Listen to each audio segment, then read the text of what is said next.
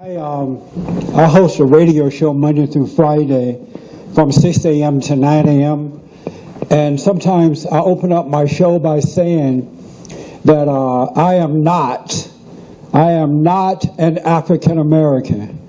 I don't have an afro, I have an Amerifro. There are no African drums beating in my chest. The American guitar is playing in my heart. I'm as black as the ace of spades. You turn these lights out, you will not see me. But I am 100% American. And I love my country, and I thank God that I was born here. This is my country. And we've been fighting for that for the last 20 years. I run a nonprofit organization where we are rebuilding the family by rebuilding the man.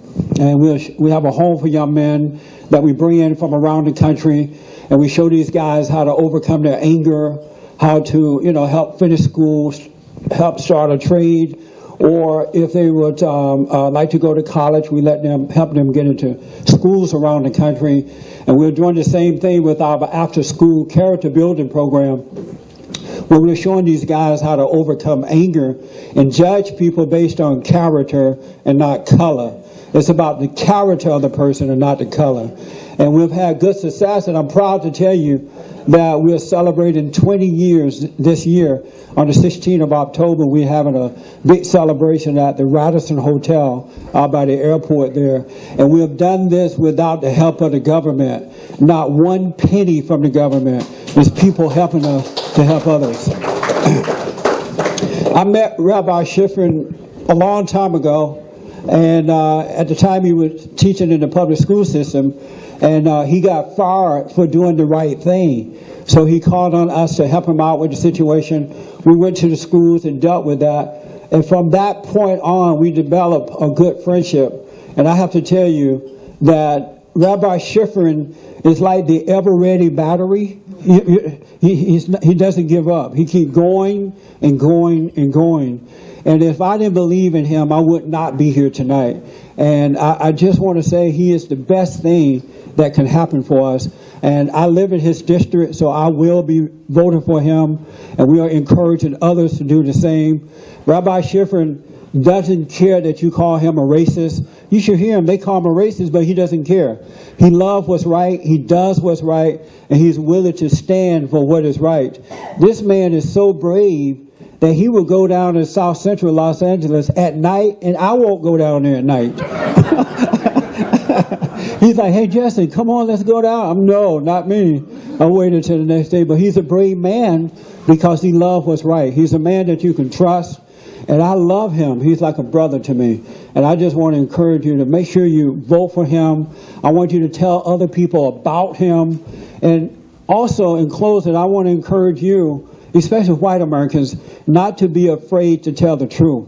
You've allowed the so-called civil rights leaders to divide us as a race with one word, and that word is racism. Whenever they want power and control, they use that word. White folks head for the hills, and black people go into a hypnotic trance. And so whatever these people want them to do, they do it because they're unconscious due to the anger that they have, and they don't understand what is going on.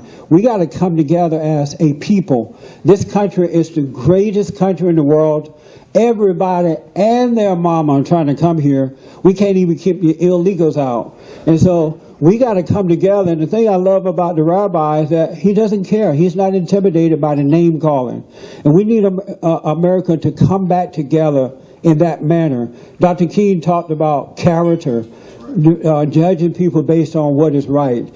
And you have to understand that this battle that we're fighting is a battle between good and evil. Right versus wrong. It has nothing to do with color. It has nothing to do with whether you're male or female. It's right versus wrong. And Rabbi Shifren understands that. I have been called Uncle Tom, sellout. You ever heard the word Uncle Tom? Yeah. I have been called sellout, Uncle Tom. I have had guns drawn on me. My telephone's been tapped. My children's lives have been threatened. But I love what's right more than anything else. And I don't care what they call me. I grew up a Democrat, but then God changed my heart and took my anger away. So because I asked him to take my anger away, he took it away.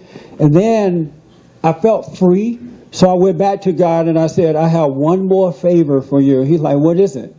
I said, well, I'm a liberal Democrat. Can you forgive me for that? And he's like, yeah, I'll forgive you for that. So he forgave me for being a liberal Democrat. I am a conservative Republican all the way. Conservative all the way. And in closing, I have to tell you, it is easier to be a member of the KKK than it is to be a black Republican conservative.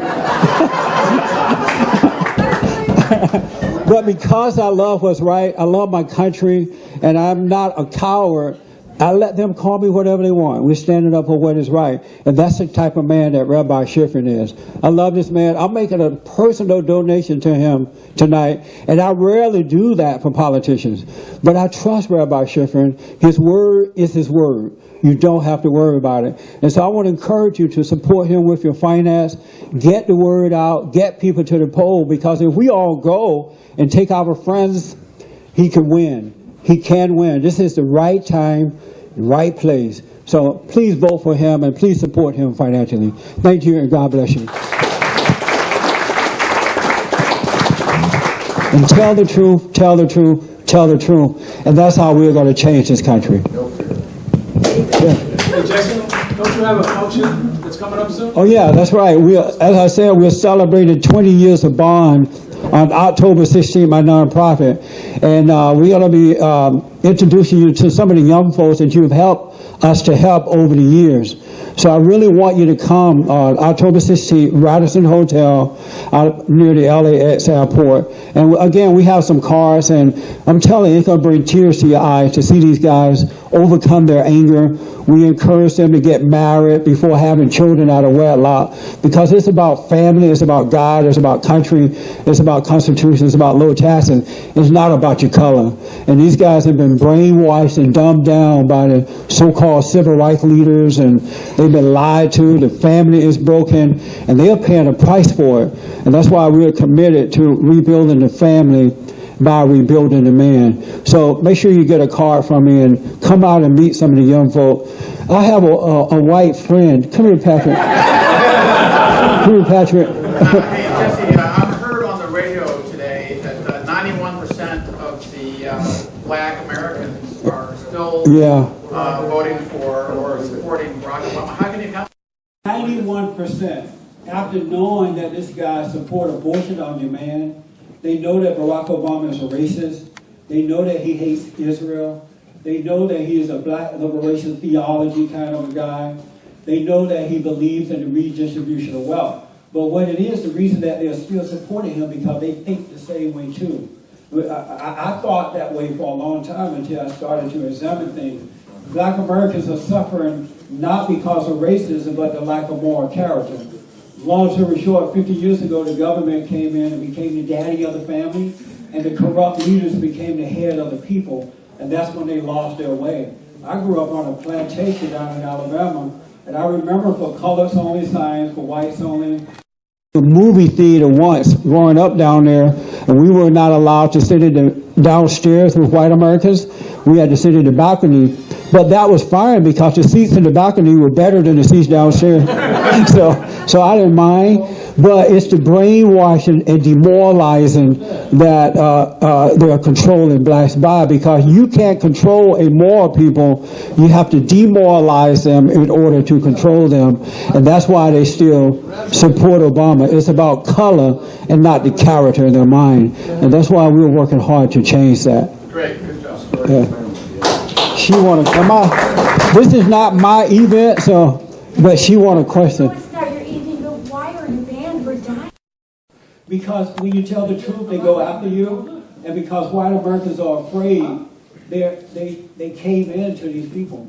And the stations that I was on, they agree with me, but they're afraid of Jackson. They're afraid of being boycotted. And that's where I say that white folks got to get over this fear, because as long as you give in to your enemy, he will come in and destroy you.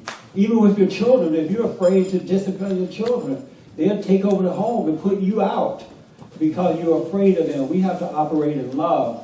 And that's what Rabbi Shifren has. He has love. Look at him. Doesn't he look like a loving man? But anyway, I just want you to meet Patrick. He has some cards. Come right here, Patrick. A little nervous.